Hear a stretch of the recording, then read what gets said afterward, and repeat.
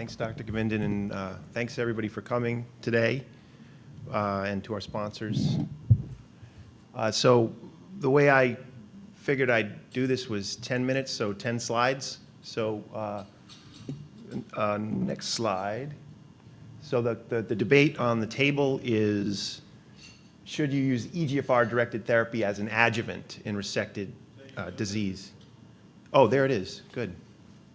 And I'm going to debate yes. A third of patients in the poll said they would give erlotinib to this patient. So there are some people who already would do this. And to motivate you to treat this patient, I offer the 7th edition staging Kaplan-Meier curves that were used to establish stage as the most important prognostic factor. And the fact is that this woman has an unacceptably high risk of death from her stage 2A resected tumor. If you look at the Kaplan-Meier curves to the right, it's that green line, like a 50-50 chance of dying. And there really is no such thing as a low-risk resected lung cancer. Even the stage 1As have a 1 in 4 chance of death. So this is a disease that metastasizes, and that adjuvant therapy is, we're highly motivated to treat these folks. And in fact, adjuvant therapy saves lives. It reduces your risk of death. So this is the data for adjuvant cisplatin in meta-analysis. Very limited data in lung cancer compared to our colleagues who give adjuvant in breast or colon. But with 4,500 patients randomized, we can see, and then this is a graphical representation based on the risk of death for each stage 1B, 2, and 3, and the hazard ratio decreasing the risk of death. And then you see that adjuvant online graphic where you see the absolute risk reduction by stage. So you see the stage 2 patient in the middle there has the 50-50 risk of death, but adjuvant cisplatin reduces the risk of death by about 20%. And so you get that 10% absolute risk reduction in that adjuvant online bar. So post-operative chemotherapy saves lives. The disease is high risk. You're motivated to treat. And what do you do with adjuvant therapy? Well, my concept of adjuvant therapy is you take the best chemotherapy and you give it after the surgery. So what is the best chemotherapy for this patient? So all that data are from clinical trials launched in 1995, and the best chemotherapy in 1995 was cisplatin and vinorelbine, with in trial after trial response rates of 20 to 30%, progression-free survival of 5-6 months. Okay, and then the question was, should we target EGFR in the adjuvant setting? Well, we've tried that with cetuximab, the antibody against EGFR, and even in a selected population of patients who express EGFR, a marginal additional benefit adding cetuximab, so maybe that's not the answer.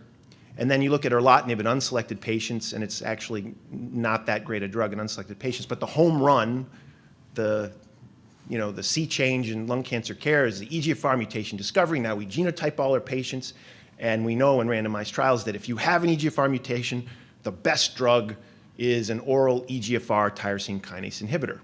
And so now you have 8 studies randomizing EGFR mutant patients with stage 4 disease to an oral EGFR TKI versus cisplatin doublet. So gefitinib, erlotinib, afatinib, better than cisplatin if you have an EGFR mutation, with response rates of 70 to 80% and progression-free survivals of 9 to 14 months. So home run, best chemo for this patient would be now erlotinib or afatinib are available. So why not give it? Huge risk. There's also data to support it. Retrospective data. So this is retrospective data from Memorial Sloan Kettering Cancer Center, where they've been genotyping patients since 2003, 2004. And this is about 280 patients with EGFR mutation and resected disease. And a lot of clinical trials and also innovative, aggressive doctors at Sloan Kettering. And so a lot of these patients got adjuvant TKI. About 86 of them, precisely 86 of them, got adjuvant TKI. And when you look at the patients who got an adjuvant TKI or did not, you see a 50% reduction in the risk of recurrence or death, and a nice strong trend to a decreased risk of death. This is retrospective data, but absolutely statistically significant reductions in the risk of death and the strong OS trend. Now, this is really compelling because who got the adjuvant TKI? It was the stage 2 and stage 3 patients. So we were actually selecting patients for TKI who had a higher risk, and so there's bias in the populations. We're treating the high-risk patients, and they actually did better with the adjuvant TKI. So I like this data. It's compelling data.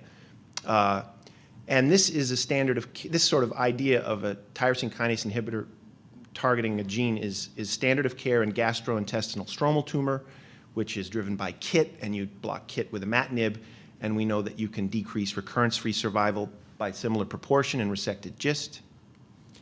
And then the big question everybody, and I'm sure Dr. Oxnard will place, is does this really improve overall survival? Well, there was a study looking at adjuvant imatinib and GIST that compared a short course with a long course of adjuvant imatinib, and in fact, I direct your attention to the Kaplan-Meiers on the left. That's recurrence-free survival. When you stop taking the imatinib, there was a lot of recurrences, and then so you get you see that step down in the disease-free survival Kaplan-Meier, and that sort of translates into an overall survival benefit, probably by preventing catastrophe when the cancer comes back. So this, it doesn't beg the question whether you should treat it. It begs the question, how long should you treat? So, and in the interest of time, 3 more slides very quickly. So we're in this new age. We're identifying patients not only by stage, but by genotype. So we have this patient who has high-risk stage and this really great biomarker. Now, some people would argue that, oh, she's got an EGFR mutation. That's a better prognosis. So it confounds things. So you have prognostic issues and predictive issues. And in fact, the EGFR mutation falls into that box of a biomarker with a slightly better prognosis, but a predictive prediction of a benefit for drug. That's really hard to prove. So in a randomized trial, it might be hard to prove. So we might actually have to kind of go on faith. And let me finish up then. So here's the prognostic significance of the EGFR mutation. So this patient with stage 2, maybe her risk is a little lower just because the risk of death is a little lower because she has the mutation, but we're not sure if it's because of the biology of her disease or because she's got this great drug waiting for her to take.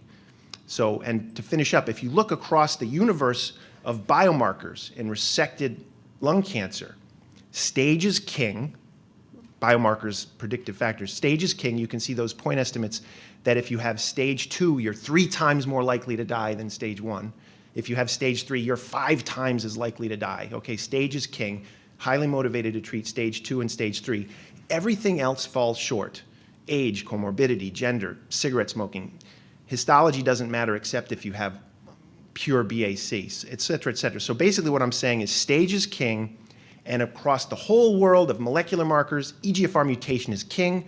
You have, it's prognostic and predictive. We should start paying attention to this. We should genotype all of our resected patients for the EGFR mutation, and if they're high risk, you gotta give them the drug in the adjuvant setting. Thank you.